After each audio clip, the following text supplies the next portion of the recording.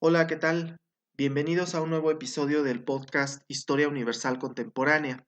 Continuando con la temática del podcast anterior, hoy vamos a platicar del proceso de independencia mexicano y su relación con la actualidad. Este episodio y el anterior son una serie, así que si no has escuchado el anterior episodio, te sugiero que lo hagas. Es importante advertir que este episodio, así como el anterior, tienen como motivo fundamental el festejo de los 200 años de la consumación de la independencia de México, que ocurrió en septiembre pasado, así como la idea que se ha comenzado a difundir de los 500 años de resistencia indígena. Como sucede con todos los procesos históricos que se analizan en este podcast, la independencia de México es un evento multifactorial.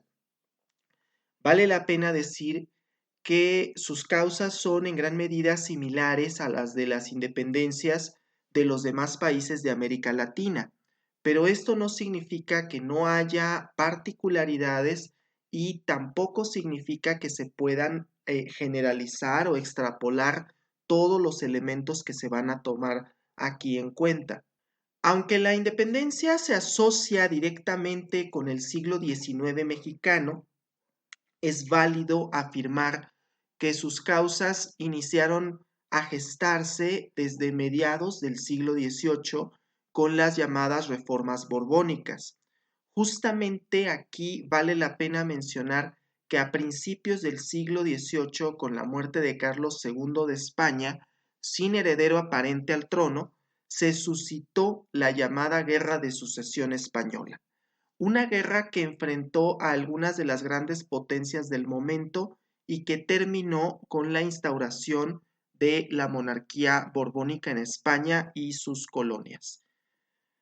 Justo aquí vale la pena mencionar la carta que el presidente de México envió a la corona española y donde cabe la crítica de decir que la dinastía borbónica, que es la que actualmente se encuentra en España, no es la que encabezaba el gobierno español durante la llamada conquista de México, pero conviene acotar que sí lo fue durante los procesos de reforma a los que nos vamos a referir a continuación y ciertamente también durante el proceso de independencia mexicana.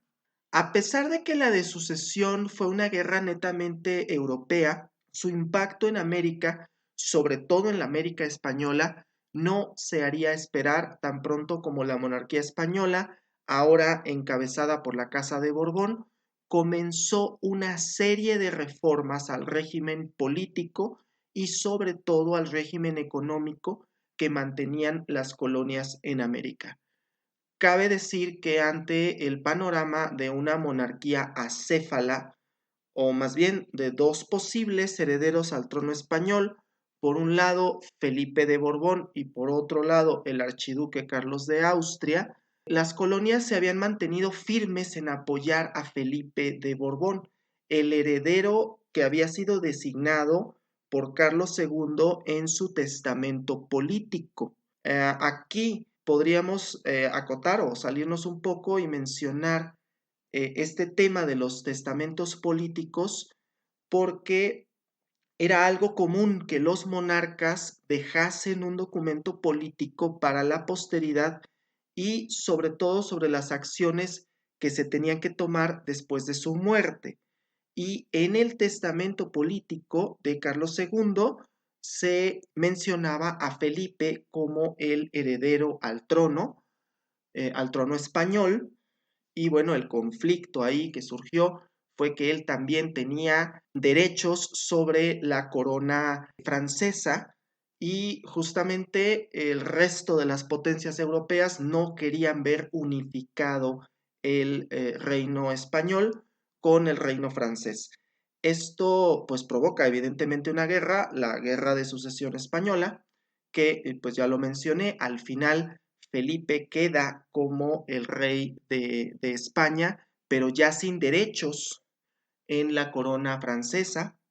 Y bueno, con la dinastía borbónica comienza una serie de reformas que tenían como objetivo fundamental hacer más dependientes a las colonias respecto de la península.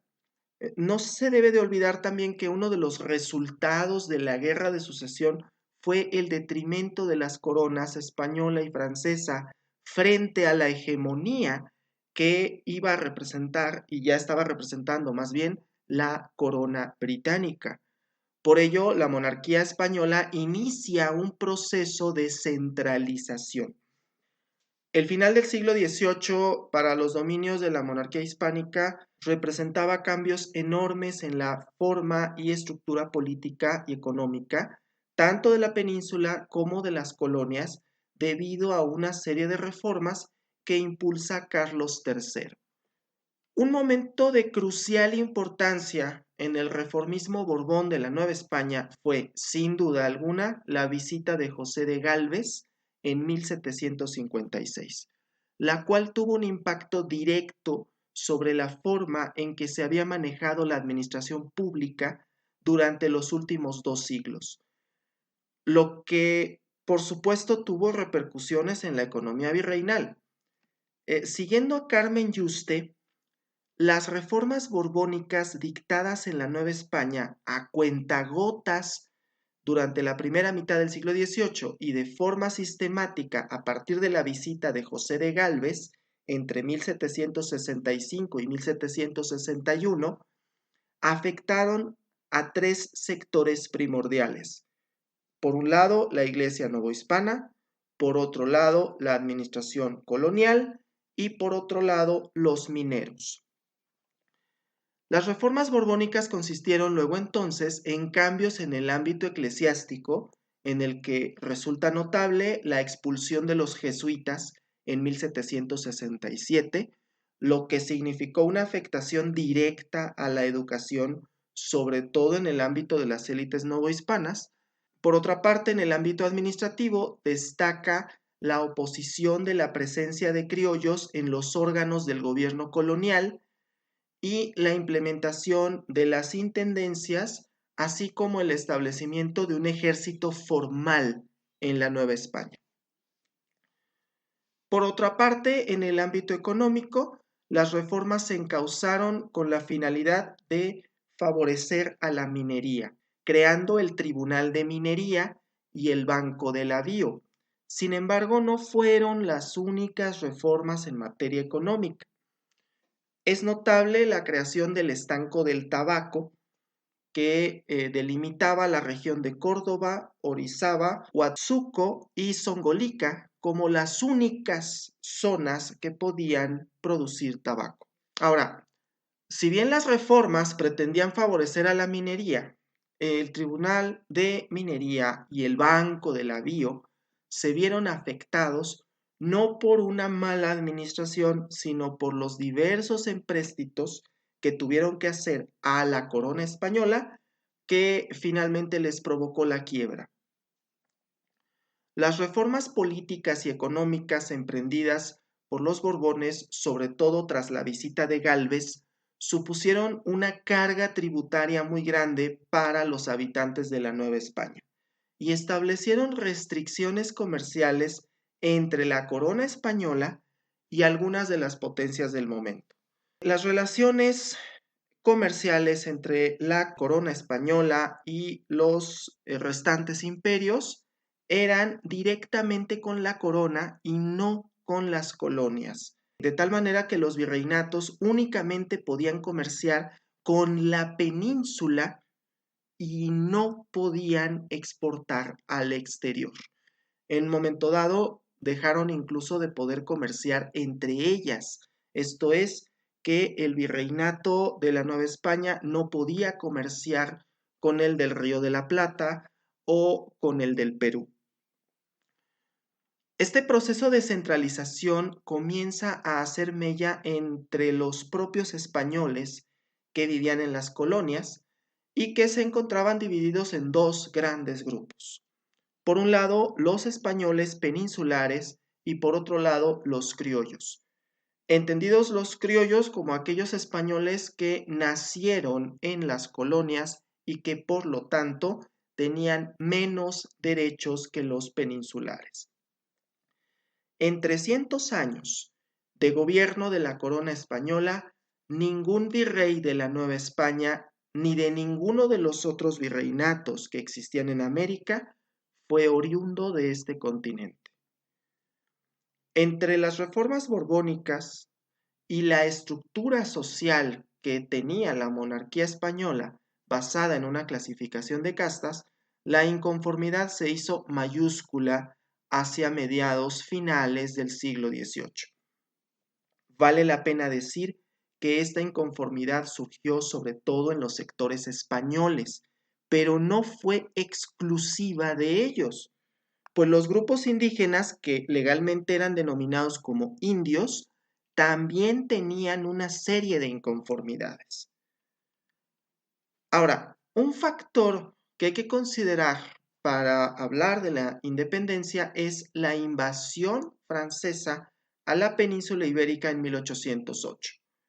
Una invasión que provocó el descontento de un amplio sector de la población, pues el rey de España, Fernando VII, había sido relevado de sus funciones por José Bonaparte. Quizás el detonante más claro de la independencia tenga que ver con este factor, puesto que, a diferencia de lo que sucedió durante la Guerra de Sucesión, en la invasión francesa las colonias comienzan a rebelarse contra el régimen invasor, pero además empiezan a desconocer al gobierno español anterior y se dan cuenta de que la independencia era algo que ya estaba en la mesa. Así podemos hablar del proceso de independencia mexicano no como un hecho aislado, sino como una parte de un gran conjunto de sucesos históricos que se presentaron a nivel global a principios del siglo XIX. Vale la pena referirse a las revoluciones burguesas que se desarrollaron en el siglo XVIII. Eric Hobsbawm se refiere a dos de ellas en su texto La Era de las Revoluciones, que son la Revolución Francesa y la Revolución Industrial. Sin embargo, también puede estimarse como revolución burguesa a la independencia de las 13 colonias. Las ideas liberales del siglo XVIII, basadas en libertad e igualdad de todas las personas, se presentaban en ese momento como nuevas visiones frente al arcaico régimen español, que para entonces tenía un imperio que ya estaba en decadencia. Y esa decadencia era derivada precisamente de la serie de reformas borbónicas de las que hemos hecho recuento. Es importante decir que, a pesar de la aparente identidad entre las revoluciones burguesas del siglo XVIII con la independencia de México, autores como Eric Van Jong rechazan por completo la tesis de que se trate de una revolución burguesa como tal. En su texto La otra rebelión, Van Jong refiere que la independencia es un proceso que presenta dificultades de explicación incluso para el marxismo, porque esencialmente no supuso un cambio en la estructura de estratificación social preexistente, y además en su agenda no se encontraba una reestructura sobre las relaciones de propiedad. Ahora bien, el movimiento de independencia mexicano no fue el primer movimiento anticolonial ni la primera revuelta con tintes raciales en las colonias españolas. No se debe olvidar que en otras latitudes hubo revueltas como la de Túpac Amaru y la de Túpac Katari en la década de 1780. Sin embargo, señala Eric Van Jong que la independencia de México fue la primera rebelión masiva del siglo XIX que presentaría un incipiente movimiento nacionalista, así como elementos de confrontación étnica entre los pueblos indígenas, los descendientes de los colonizadores y el régimen colonial existente. Por ello, nos dice Van Jong, el estudio de la independencia mexicana resulta relevante al situarla en un contexto comparativo del proceso de descolonización europea. Esto es, cuando la comparamos con la descolonización europea que fue hasta el siglo XX. Justamente cobra relevancia la independencia de México cuando nos damos cuenta que la expansión colonial se disponía a gozar de un siglo más de vida. Por ello, Eric Van Jong refiere que la independencia mexicana es el epítome del colapso del imperio transatlántico español, pues a ella seguirían las independencias de todos los países hispanoamericanos. Ahora bien, vale la pena preguntarse quién era Hidalgo, que es una de las figuras centrales al hablar de la independencia de México. Miguel Gregorio Antonio Ignacio Hidalgo y Costilla, Gallaga, Mandarte y Villaseñor, nació en Pénjamo, hoy estado de Guanajuato, el 8 de mayo de 1753 y como su nombre lo indica, era un hidalgo. Esto es, pertenecía a un linaje español muy, muy marcado. Pero eso no le quitaba la condición de criollo. Por esa razón, la carrera eclesiástica era una de las que le permitían llegar más lejos, dentro de las limitaciones de ser criollo. Era un hombre letrado y como tal, Hidalgo tuvo contacto con las ideas liberales de la independencia de Estados Unidos, de la Revolución Francesa, pero al tiempo estaba formado en un régimen católico que por entonces representaba la única religión que se podía ejercer legalmente en lo que hoy es México.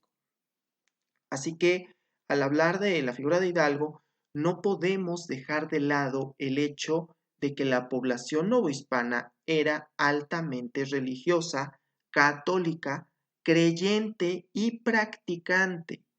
Por eso el hecho de que fuera un cura católico y no un líder militar o un potentado el que arengara al pueblo fue crucial para el éxito momentáneo del movimiento de Hidalgo. La madrugada del 16 de septiembre de 1810, tras el descubrimiento de la conspiración de Querétaro, Miguel Hidalgo arengó al pueblo de Dolores bajo un grito del que no hay muchos registros fidedignos sobre su contenido. La tradición mexicana de dar el grito surgió en el siglo XIX.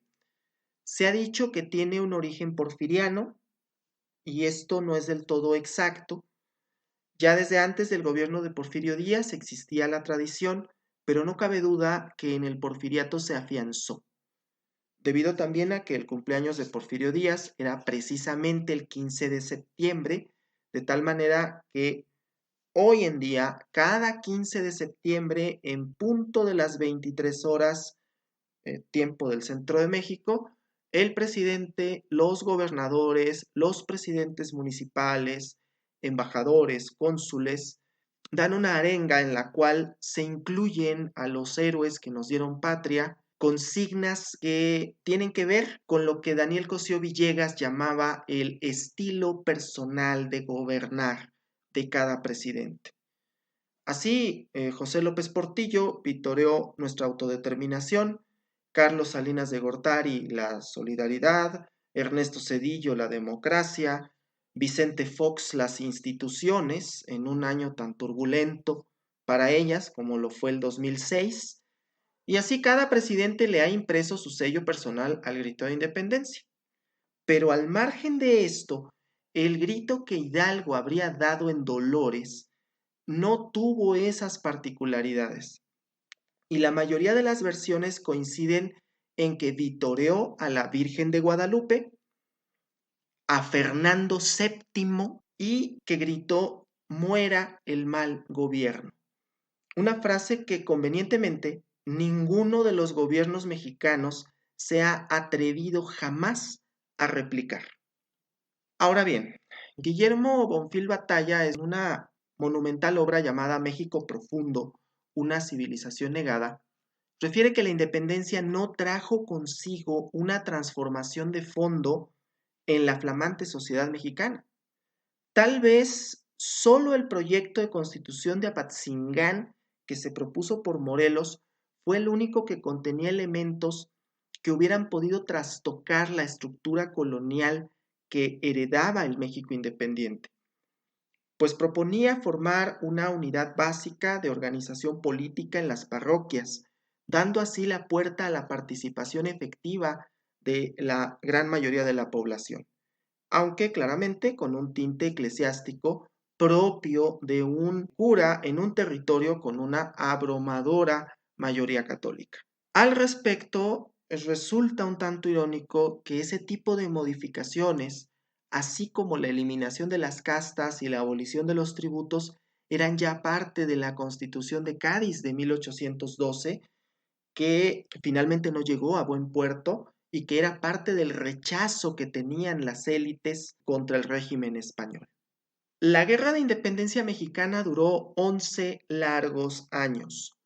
Pues a pesar de todo lo que se ha mencionado, que es solo la punta del iceberg, el movimiento de Hidalgo se vio condenado al fracaso por cuestiones estratégicas, en tanto que el de Morelos sufrió la misma suerte por la superioridad que representaba el ejército realista, y fue hasta 1821 cuando las alianzas entre el movimiento de Guerrero como insurgente y Agustín de Iturbide como realista abrieron paso franco a la consumación de la independencia. Pero aunque la independencia política se consumó, cierto es que esto no se tradujo en un cambio sustancial en la forma de vida de la clase trabajadora. Refiere Bonfil Batalla, a los indios libres el México independiente no los reconoce como naciones también independientes. O son mexicanos y se someten a las leyes del país, o son rebeldes que ponen en peligro la soberanía nacional y por lo tanto son enemigos y traidores a la patria. Los indios, sobre todo en el norte, entonces tienen que defenderse por dos frentes. Por un lado, los mexicanos en su vano intento por colonizarlos y mexicanizarlos, lo que sea que esto quiera significar, claro. Y por otro lado, los estadounidenses, en un intento que tristemente fue más exitoso de erradicarlos por completo.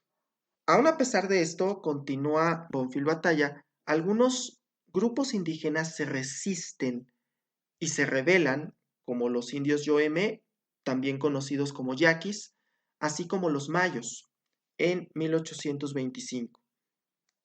Esa serie de rebeliones de los grupos indígenas originaron que tanto liberales como conservadores en el nuevo país, ahora supuestamente libre llamado México, los consideraran enemigos y desearan fervientemente su exterminio, llegando al extremo de poner recompensas por la captura y muerte de dichas etnias, y en su momento favorecer la captura y eventual esclavitud de sus miembros durante el periodo porfirista a finales del siglo XIX. Así, en conclusión, en palabras de Eric Van Jong, la independencia de México solo se puede entender como un éxito desde el punto de vista romántico nacionalista de la historiografía decimonónica, y por eso obras de la época como México a través de los siglos, compilada y publicada en el periodo porfirista, resaltan a la independencia como un gran éxito político, económico y social.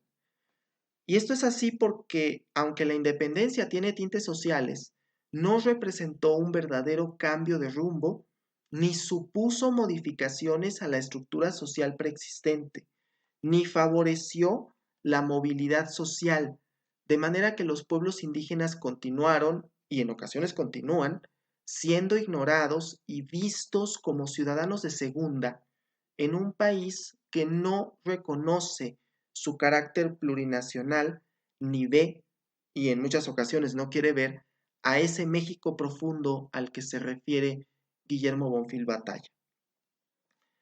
De mi parte, les agradezco mucho el tiempo dedicado a este podcast. A pesar de ciertas dificultades, voy a seguir subiendo contenidos en el futuro. Mi nombre es Raimundo Salcedo, me puedes encontrar en Twitter, así como en Instagram y en YouTube. Hasta la próxima.